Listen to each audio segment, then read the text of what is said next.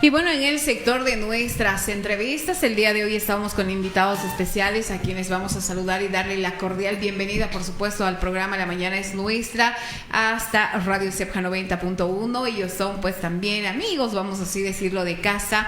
Pues el día de hoy para hablar de un tema muy importante, a propósito de que mañana, ¿no? 19 de marzo, recordamos también, por supuesto, el Día del Padre. Pues hoy vamos a hablar de paternidad temprana y los desafíos de formar una familia, maternidades y paternidades planificadas, la pregunta, ¿no? Y bueno, pues para eso están nuestros invitados el día de hoy que nos acompañan. Saludamos primeramente, a ver ahí, según nuestra lista, Vladimir Flores Vargas, psicólogo clínico. Muy buenos días, Vladimir, un gusto saludarte.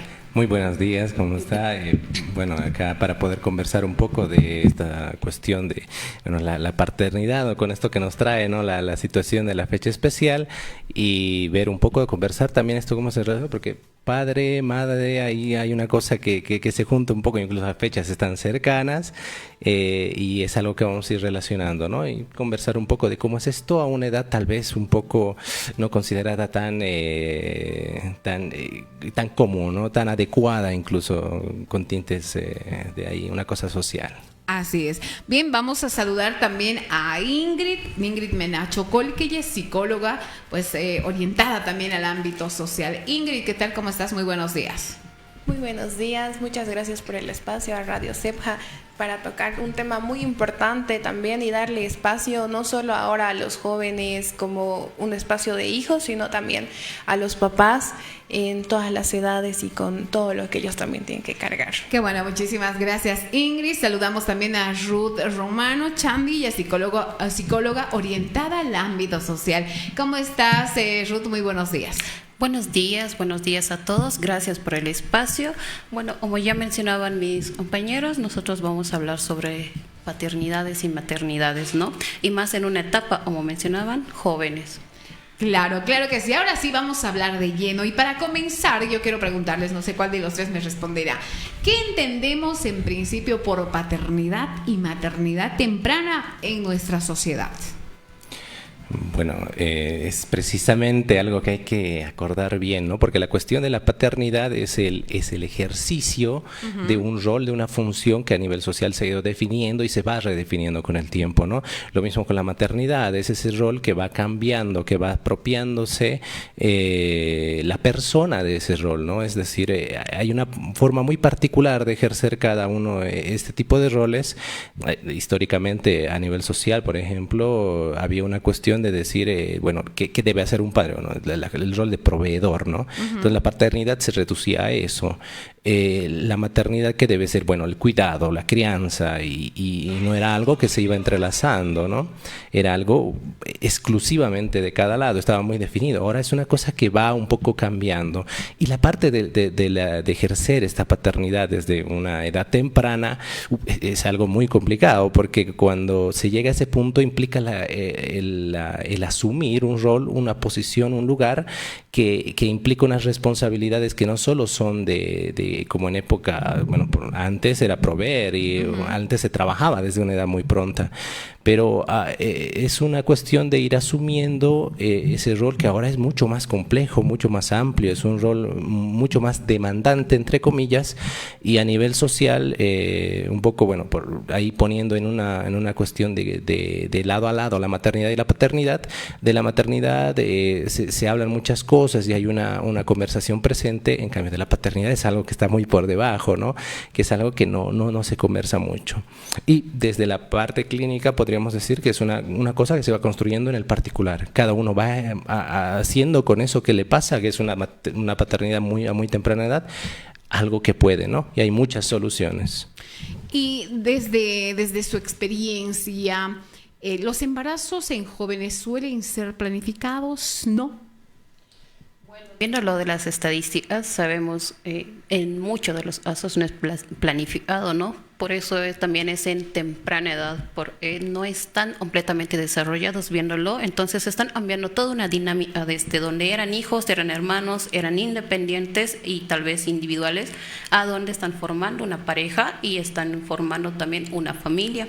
Entonces todo este orden de roles que tenían al cambiar de golpe, entonces les trae algunas dificultades para poderse adaptar a ese rol. Uh-huh.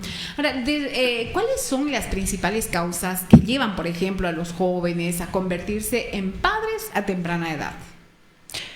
Creo que hoy en día, desde la experiencia que hemos tenido también de todos los talleres que llegamos a tener, muchas veces no solo estamos hablando de un embarazo adolescente, que sabemos que este no es planificado, pero dentro de las juventudes, tal vez es la expectativa de que muchas veces solo vamos a llenar, por decir, la parte económica y sentimos que ya es la planificación suficiente para empezar a paternar y a formar una familia y con esto una vida, ¿no? Pero va más allá de la formación económica, de pensar que vamos a llenar estos espacios de lo que la sociedad nos pide, pero cuando entramos hablamos de paternidades jóvenes, maternidades jóvenes, hablamos de desafíos mucho más allá, ¿no? ¿Dónde está tal vez el desafío individual, como mencionaba mi colega, que desde la individualidad muchas veces esto se va borrando. Uh-huh. ¿Y qué impacto emocional tiene esta situación, por ejemplo, para los jóvenes?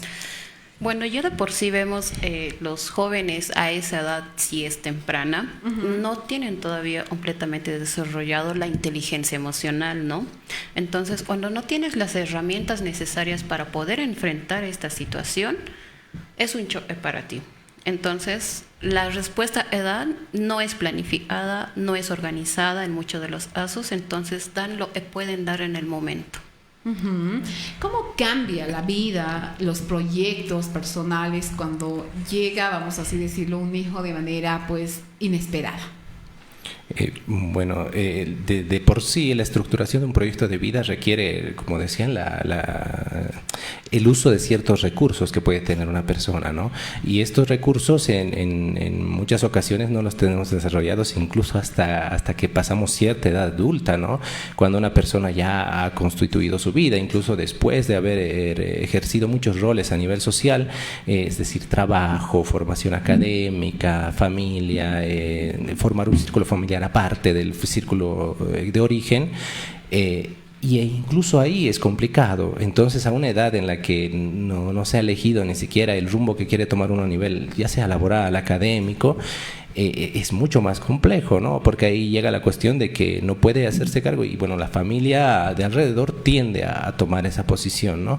Y como decían, bueno, hay unas implicaciones a nivel subjetivo personal que requieren un esfuerzo muy, muy, muy presente para poder ejercer ese lugar de padre, de madre, porque en muchas ocasiones quienes los ejerce son abuelos, son tíos, y es una cuestión que también marca las infancias de estas personas, ¿no? de los niños que vienen, y es una cosa importante. Y esto pues tendría que ver ya un poco con ese rol por ahí que cumplen las familias en este proceso, como por ahí tú decías, ya puede ser algo de apoyo o presión también, ¿no? Sí, claramente puede ser una cosa que pueda coadyuvar a que la persona, bueno, encuentre, se ubique dentro de ese rol, vaya buscando qué hacer con esa paternidad, o cómo ejercer esa paternidad, o puede ser que estas presiones vayan a alejarlo incluso de la posibilidad de que esta persona a nivel subjetivo invente una cosa que le funcione para ejercer esa paternidad, ¿no?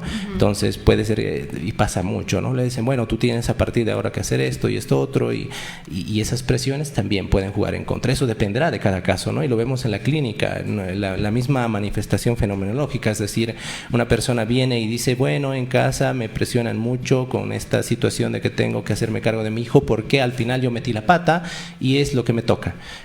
Bueno, vienen las dos personas y resulta que una le encuentra una salida por ahí, por el impulso de decir, bueno, la verdad es que tiene razón, no sé, y en consulta pasa, o lo tira para abajo. Entonces depende también de cada uno, pero obviamente hay formas y formas que pueden funcionar mejor posiblemente.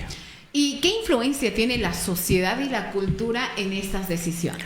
Porque sabemos que influye mucho. Bueno, empezando desde el círculo social, serían la familia, pueden ser tíos, pueden ser abuelos, pueden ser primos, todos ejercen algún tipo de idea social de roles de cómo deben de ser, ¿verdad? Los padres, es un ideal de los padres tienen que hacer esto, la madre tiene que hacer esto, entonces los obligan y los orillan un momento a adaptarse también a estos roles en una sociedad ha determinado es lo adecuado, ¿no? Lo ideal, lo bueno en todo caso. Entonces están buscando mucho este ideal de ser padres, ser buenos padres, entre comillas, porque están buscando ser también aceptados en una sociedad, al ser padres dejan la individualidad, entonces buscar como formar una familia, pero también ser parte de una sociedad, los llena de esa presión, especialmente si son jóvenes, ¿no? ¿Qué consecuencias puede traer la falta de planificación familiar? Bueno, a nivel de redes de apoyo, claramente ya hemos mencionado que cuando hablamos de una paternidad no planificada, cuando ya se habla de adultos, tal vez esto es mucho más aceptado, por así decirlo, pero cuando hay jóvenes igual se rompe este estigma que ya tenemos construido a partir de la juventud, ¿no? Esperamos que los jóvenes ya sean profesionales, estén ejerciendo y recién puedan tener esta planificación. Entonces, una consecuencia va más allá en la red de apoyo que hay, en las redes comunitarias que existen, el estigma de ellos, donde hay el borrado de la individualidad y solo se convierten en lo que es el título de ser padre, ser madre, ¿no? Entonces empieza a haber un borrado total y es lo que justamente se toca desde nuestras áreas, especialmente desde la clínica, empezar a hablar de qué está pasando, de lo individual, de la experiencia. Y actualmente, pues dentro de nuestra sociedad tenemos, pues por ahí padres, vamos así decirlo, jóvenes o por ahí padres primerizos, ¿no? ¿Qué consejos prácticos, se podrían dar a los jóvenes para ejercer una paternidad responsable? Podría ser una cuestión de saber que no existe un manual primero. Lo primero es eso. No nacemos sabiendo, ¿no? Y es más, en la cuestión de la paternidad se dice, ¿no?, una planificación. Y sí, pero hay que saber que no es todo, ¿no? Se puede planificar cierta parte, uno puede estar en una posición adecuada, vista desde lo social, para recibir a esta persona en el círculo familiar y formar una nueva familia. Pero esto nunca es suficiente. Nunca va a haber una planificación perfecta y va a haber una cuestión de decir, bueno, esta persona lo hizo idealmente, y sí puede ser que uno conozca a alguien y diga, no, pero yo conozco una persona que es idealmente, pero hay que conocer la casa desde dentro, porque la fachada es una cosa, pero desde dentro vemos otras situaciones y es lo que se ve en consulta, ¿no? Puede haber muchas familias, muchas situaciones que tengan una constitución que parece que funciona muy bien, que parece que es como un reloj suizo, que todo marcha a perfección, pero hay cuestiones ahí que se involucran, que nos dan esa pauta y decir, bueno, nunca va a ser perfecto, entonces hay cada forma de hacer va a ser válida. Hay que ir descubriendo cuál es la propia. ¿Y qué mensaje daríamos a los jóvenes que están atravesando por ahí por alguna situación de estas, no complicada en estos momentos? Bueno, tal vez, por un lado, como decimos, por mucha la planificación que tú tengas, no va a ser suficiente. Sin embargo, siempre es bueno seguirse formando con herramientas que te puedan ayudar, ¿no? Por ejemplo, en el gabinete psicológico que tenemos, pues damos terapia familiar también, porque en algunos casos la intervención de un externo puede ser de ayuda para tener un equilibrio interno también. Y ahí hablando un poco ya, haciendo referencia también ahora al tema de los papás y aprovechando, decíamos, también esta fecha tan importante. Y bueno, no, por ahí no solo recordar y conmemorar a papá o mamá, decimos el Día del Padre o el Día de la Madre, ¿no? Sino que este reconocimiento tendrían que ser los 365 días del año. Aprovecho para preguntarles, ¿qué es lo más difícil por ahí de ser padre actualmente? Por ahí ustedes, con la experiencia que tienen, con los casos que tienen, pueden compartir con nosotros también esta pregunta que les hacemos, ¿no? ¿Qué es lo más difícil por ahí ser padre y para muchas personas hoy en la actualidad? Posiblemente el de construir la idea de lo que significa ser padre hoy en día, ¿no? Porque no estamos hablando en siglo XXI, en el año 2026. Antes, como se habló al principio, solo se esperaba que el padre sea un proveedor directo.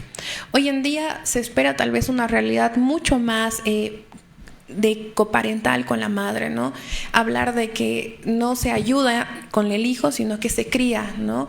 Entonces, deshacerte de estas ideas también es, en el rol específico de los papás, es sacar toda esta masculinidad que han venido por años arrastrando, ¿no? Y que hay una expectativa de lo que él tiene que cumplir como papá, pero también muchas veces creo que el desafío más grande siempre va a ser ir en contra de lo que la sociedad o el constructo que ya tenemos establecido se caiga, ¿no?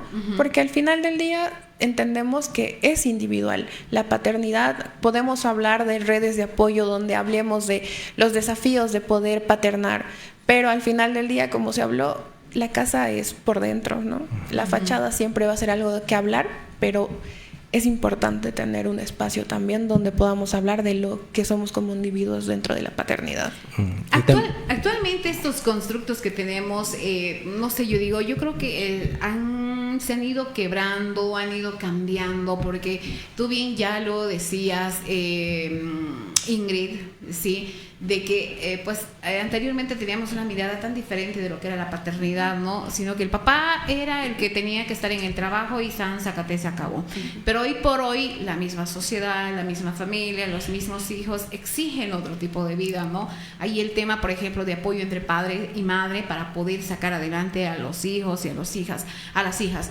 Pero ahora, por ejemplo, con este tema, yo digo siempre, el tema de la pandemia nos ha llevado a un punto de un antes y un después, y se han visto muchas realidades, ¿no? Ahora tenemos incluso papás que son mamá como también papás. Sí, bueno, es una cuestión que con el tiempo se va viendo que la responsabilidad, el Estado la puede exigir hasta cierto punto, ¿no? Tiene que uno pasar la cuestión de la asistencia familiar y demás, tanto madre como padre, no importa quién sea, pero es hasta ahí donde puede llegar el brazo del Estado, ¿no? Lo demás depende de una cuestión más social, de ver desde dónde, qué está bien visto y qué eso no puede impulsar a uno. Y siempre está la situación, ¿no? De que la cuestión de la paternidad y la maternidad ejercidas desde un lugar más de la exigencia, de decir la sociedad te exige que hagas esto, no transmite lo que es necesario para que un infante vaya desarrollándose. Se necesita una cuestión de vínculo emocional a partir de eso, ¿no? Entonces es ese vínculo el que propicia muchas situaciones de desarrollo y que a veces se pierde, no está presente. Y es eso, ¿no? Es esa cuestión que no la va a exigir el Estado, nadie la va a hacer obligatoria, pero que es una situación que si está presente favorece mucho. Pero obviamente ahí está una cuestión de que no se puede obligar, es muy complicado eso, ¿no? Entonces eso es una cuestión que hay que conversarla, hay que darle paso a la palabra, a que intervenga en esto y ver qué puede decir acerca de esto, y a veces una palabra mueve muchas más cosas que una ley, ¿no? Entonces, y claro, y sabiendo y tomando en cuenta que ahora, por ejemplo, papá, mamá trabaja, ¿no? Y esto, ¿a qué me refiero? Me refiero a que no es necesario que estemos todo el día con los hijos y las hijas, sino el hecho de regalarles un tiempo de calidad, y ahí la parte emocional hace mucho, como nos decía, por supuesto, Vladimir, ¿no? Es importante ahora, hoy en día, que tengamos un poco más de conexión con nuestros hijos e hijas, y digo hoy porque realmente pues estamos, yo creo que más desconectados de nuestra familia y estamos más conectados a los aparatos digitales. Sí, y hay una cosa que ahí me resultaba, me vino a la cabeza, una cuestión muy importante, que es la situación del ejercicio de esta paternidad y maternidad implica el saber ejercer límites. Y en una época antigua era muy sencillo, ¿no? La cuestión física estaba de por medio, era una cosa que uno se le acababan los recursos de decirle, bueno, no hagas, y aparecía la cuestión física. Ahora no está permitido, se sabe que es una cosa que no favorece, pero los límites siguen siendo muy necesarios, porque el marcar lo que no está permitido también marca lo que está permitido, que se puede en la vida, ¿no? Y esa es una cuestión muy complicada de ejercer. ¿Por qué? Porque implica a veces estar en la posición de que el niño le va a decir, no, eres la peor, eres el peor padre, la peor madre. No, o sea, y es una cosa de te odio. Y a veces, actualmente, una cosa que mencionaban, ¿no? Que es lo difícil de esto, tal vez es la cuestión de asumir ese lugar de, bueno, por ahora me va a decir que soy el malo. Ahora quieren ser los papás buenos, quién es el mejor, el más buenito es el que parece que va ganando, como si fuera una cuestión de competencia, ¿no? Pero es una situación de velar por el desarrollo de este niño. Obviamente no va a ser perfecto, pero velar porque tenga estas referencias, porque en un mundo tan complejo y con tantas cosas sin referencias, como decían, bueno, las redes ahí, el límite ahí es súper necesario, hay que saber dónde decirle qué, y en última instancia va a navegar en ese mar inevitablemente, pero por lo menos que tenga los puntos de referencia, las coordenadas, es decir, bueno, esto no parece que esté tan bien o y que asuma las responsabilidades de esas decisiones, ¿no? Y realmente, Vladimir, bueno, chicas, esto es un poco complicado, ¿no? Ustedes ya lo decían anteriormente, pues cuando nos castigaban, bueno, venía la parte física, como tú decías, pero bien, ahora como que somos más liberales, ¿no? Y hay un cierto temor de pegarle, de gritarle, porque ya están ahí las instancias, instituciones y todo lo demás, ¿no? Pero el tema de los límites es muy importante, sí, como lo decía Vladimir, pero por ahí en algún momento, digo, Vladimir y chicas, los papás pues se sienten como que dicen, ay, ya no sé qué hacer, ¿qué hago? Y en estos momentos y en esas situaciones es importante por ahí que un papá o una mamá no sienta miedo, no sienta temor de acudir a un especialista. Es muy importante, ¿no? El apoyo de personas capacitadas por ahí en el hecho de que nos ayuden a tener un poco más o una mejor relación con nuestros hijos e hijas. Es importante. Por ejemplo, yo hago referencia al tema de los psicólogos, porque muchas personas ahí manejan, sí, los psicólogos son para los que son locos. No, los psicólogos y las psicólogas están para ayudarnos, para por ahí fortalecer los lazos familiares, por ahí vamos así decirlo, ¿por qué no? Para realzar la autoestima de un niño, de una niña que por X, Z, diferentes motivos, razones, pues están ahí por los suelos, ¿no? Entonces, no tengamos miedo, papá, mamá, pues ahí Vladimir decía, no nacemos con un ahí manual que nos enseña a cómo ser papás, a cómo ser mamás, vamos aprendiendo en el camino, pero seguramente en el primer hijo será muy complicado, en el segundo más o menos, y en el tercero por ahí ya sabemos, ¿no? Pero esto es importante, de tener un apoyo, pues que esté ahí con nosotros.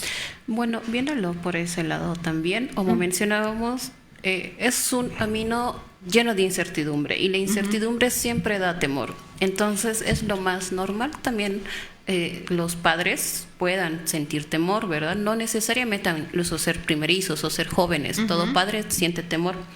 Y como decía, todo lo aprendido de su historia, ahora lo han puesto al plan de yo no voy a hacer esto con mis hijos. Entonces, como no tienen otro tipo de referencia más, aparte de los padres o los cercanos hacia ellos, se asumen a las redes, ¿no? Y ahí está algo de a ellos les da miedo, en este caso, digámoslo, porque les da miedo confrontar a sus propios hijos al ponerles los límites. Porque dicen, yo no voy a llegar a ser como han sido mis papás conmigo. Pero eso les ejerce un miedo para que ellos no puedan poner este límite, ¿no? Y les da ese miedo de poner. No tienen que tener el miedo para poner límites a sus propios hijos, porque si no los hacen ustedes, ¿quién más lo puede hacer? Y ¿no? también dentro de esto cabe, ¿no?, lo que se menciona ahora, el estigma de que los padres ya deberían saber cómo tratar con sus hijos, porque entra el castigo físico como una opción, porque es genuinamente algo que conocemos como algo que erradica de manera, vamos a decirlo así, permanente las conductas que no están bien aceptadas, pero hablamos de que la conducta física tiene un riesgo mayor. No se ve tal vez en la infancia ni en la adolescencia, sino en la adultez. Pero entonces es aquí donde muchos padres jóvenes hoy en día rompen este esquema de que no, yo no voy a ejercer violencia física contra mis hijos, ¿no?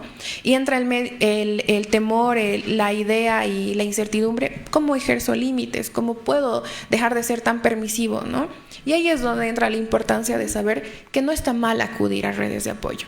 No eres un mal padre por pedir ayuda de cómo criar a tu hijo, no eres un mal padre por venir y hablar y decir que la maternidad y la paternidad cansan. Es muy cansado paternar seguramente. Hay mucho más allá, ¿no? Nosotros como profesionales entendemos que el cansancio mental tiene una gran importancia y un gran peso en cómo empezamos a ejercer todo lo que hacemos en nuestra vida en general.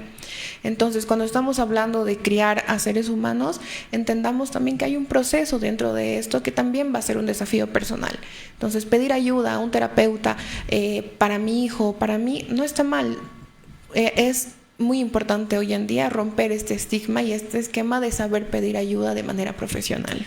Y bien, pues Mentally tiene un gabinete muy preparado, pues personal también capacitado para poder pues atender a todas las personas que requieren, a las familias, porque se hace también, por supuesto, también pues estos, vamos así decirlo, terapia familiar. Terapias, ¿no? Terapias familiares que son muy importantes hoy en día, digo, y no solamente por ahí, también su hijo necesita de algún apoyo, pues adelante. Así que bueno, chicos, ¿dónde pueden dirigirse las personas que nos están escuchando si requieren algún apoyo, por supuesto, de personal capacitado en temas ahí? Porque ustedes tienen ahí, por ejemplo, el tema de psicología orientada a lo social, pues también al tema clínico y todo lo demás. Así que coméntenos, por favor. Sí, nosotros como gabinete estamos conformados por diferentes áreas. Podemos desde niños, adolescentes y adultos también, terapias individuales, familiares, en parejas y también en niños y adolescentes, ¿no? Nosotros estamos ubicados en la Ayelanza, entre Bolívar y Sucre, en el edificio pastoral. Nos pueden ubicar por ahí y nuestro número también está... es nuestro número, el 7143-0306. No solo damos la terapia de lo que conocen tal vez de psicología, también hay formación dentro de talleres informativos, crianza respetuosa, la maternidad y el cansancio que esto tiene. Entonces pueden seguirnos en nuestras redes sociales, estamos como Mentally en todas las redes, para que ahí puedan informarse también de todos los talleres informativos y de formación que vamos lanzando mes por mes.